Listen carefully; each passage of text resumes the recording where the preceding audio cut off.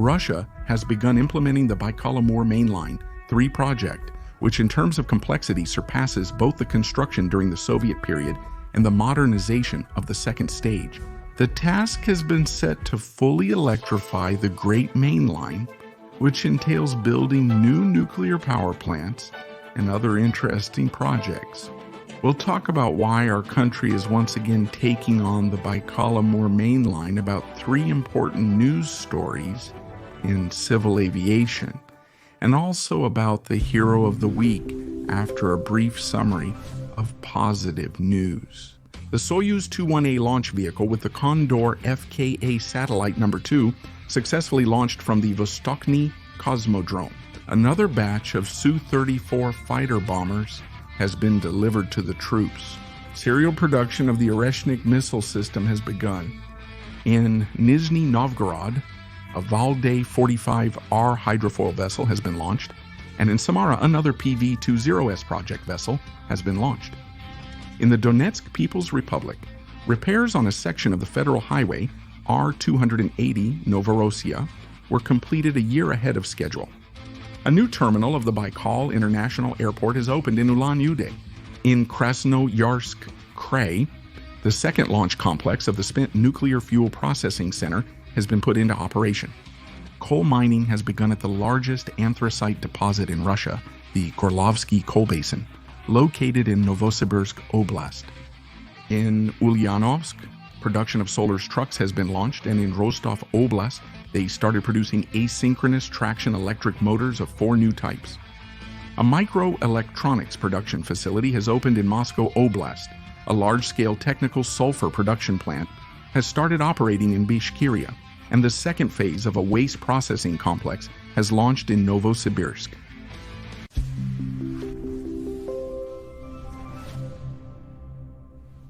In Russia, the second stage of the expansion of the Baikal-Amur Mainline and Trans-Siberian Railway is being completed, and an even more labor-intensive and ambitious third stage, known as Baikal-Amur Mainline 3, has already been approved. It involves the construction of 2,000 kilometers of new tracks, 3 of the most complex tunnels, a bridge over the Amur River, as well as hundreds of other bridges and structures. The project is costly and complex, but there's no alternative. Here's why. It should be remembered that the Baikal-Amur Mainline was started back when Stalin was in power, but after his death the work was halted.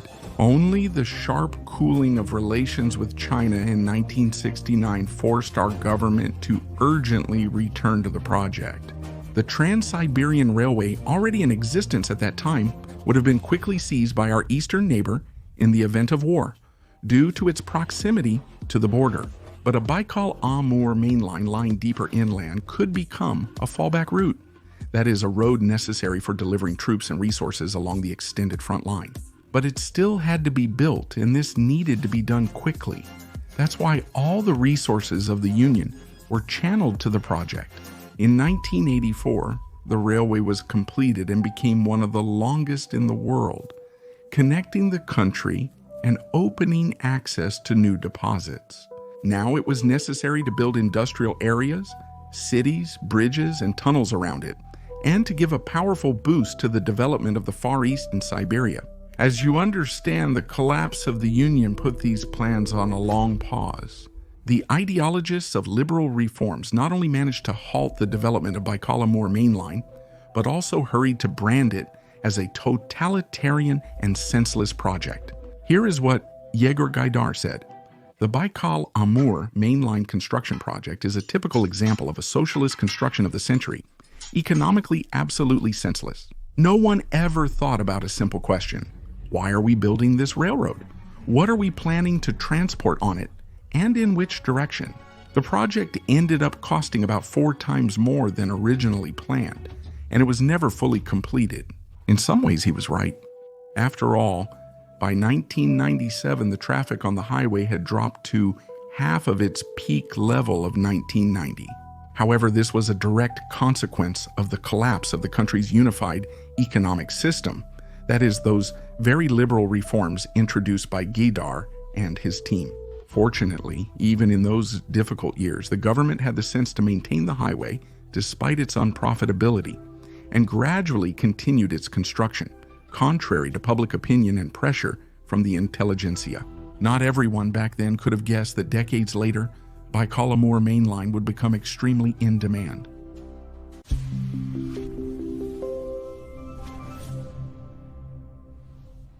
Shaking off the liberal dust, the country began to plan its future again and realized that the rapid growth of consumption in Asian countries would inevitably raise the question of the need to expand the Baikal-Amur mainline.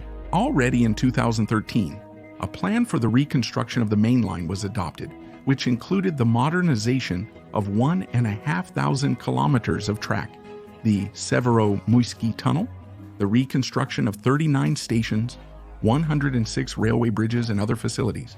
At the same time, the Trans-Siberian Railway was also being modernized. And now, in the current year 2024, the so-called second stage of this grand project is coming to an end.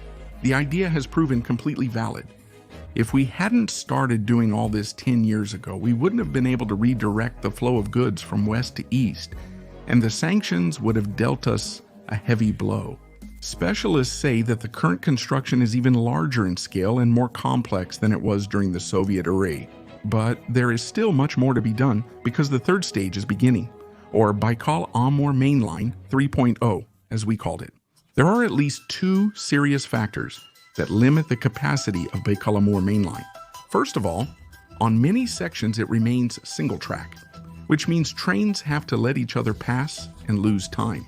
Secondly, it still hasn't been electrified and uses pulling power from internal combustion locomotives, which is expensive and slow. The third stage involves laying continuous second tracks along the entire length of the main line. And in September, Vladimir Putin set the task of fully electrifying the project.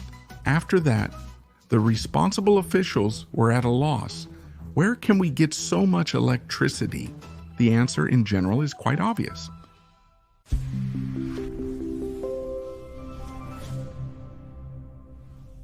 Recently, Rosatom's proposals for the construction of 3 nuclear power plants in Vladivostok, Khabarovsk, and Komsomolsk on Amur were announced, as well as small-scale nuclear power plants in Yakutia and Chukotka, which are already under development.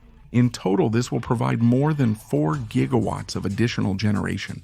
Plans for the construction of new hydroelectric power plants in Siberia and thermal power plants are also being maintained. Therefore, it is quite realistic to provide for the Baikal-Amur mainline, although it will take at least 10 years and significant resources.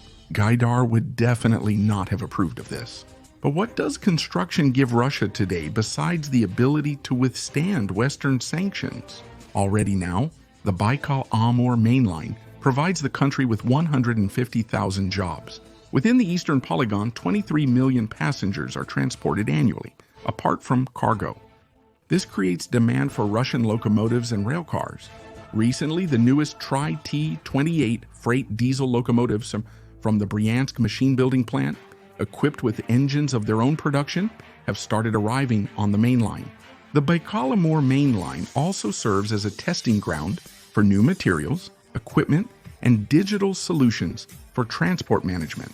There are many mineral deposits located in the territories adjacent to it, which were previously inaccessible. Overall, the contribution of the Baikal-Amur mainline to the country's gross domestic product over the past 10 years has amounted to 1.4 trillion rubles, and that's despite the fact that its capacity is still not enough to meet the entire demand for transportation. But the significance of the project is even broader. The Baikal-Amur mainline is the steel backbone of Russia, which makes it possible for other projects to develop as well. Recently, we reported that it was connected to the largest river, the Lena, in the Yakutsk area, and through it to the Northern Sea route. Now, the construction of the Lenski Bridge has begun as part of a unified concept. New ports and access roads to them are being built. The Northern Latitudinal Railway project is expected to be activated along with the Baikal-Amur, Barinsko-Amur, and North Siberian Railway projects. The work is scheduled for a couple of hundred years at least. And this is exactly the case when our vast territory is not a curse, but a gift, because the need to develop it pushes our national science, economy, and technology forward. We are sure that we are just at the very beginning of the journey, but we will never swerve. Now, about 3 important news items in civil aviation.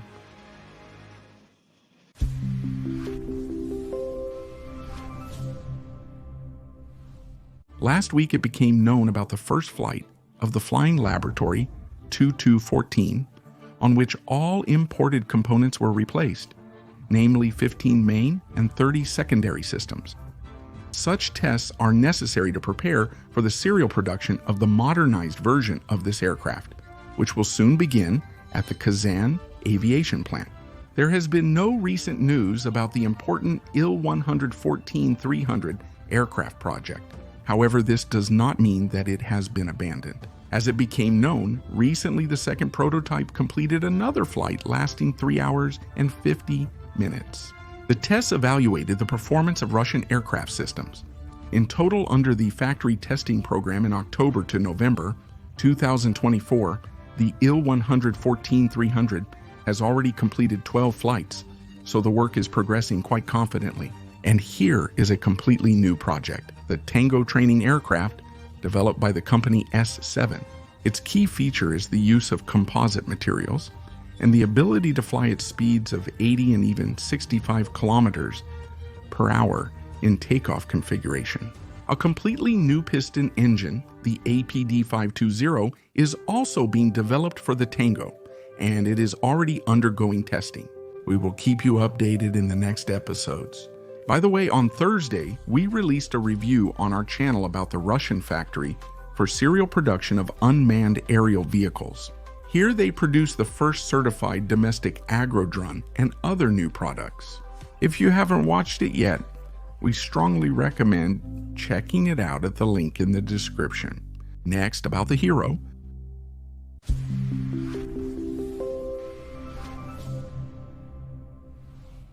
In Udmurtia, a woman behind the wheel lost control on a bridge and her car broke through the barrier, fell into the river, and turned over. Water started rushing into the cabin and the victim had no chance to escape on her own. She was only able to climb into the back seat. However, by happy coincidence, another driver, Nikita Nekrasov, witnessed the incident and immediately jumped into the river to help.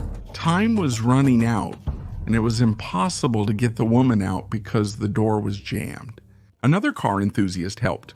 He brought a crowbar, and together with Nikita, they managed to unlock the door, pull the victim out, and hand her over to the paramedics. Thanks to the quick reaction of the caring heroes, the woman survived.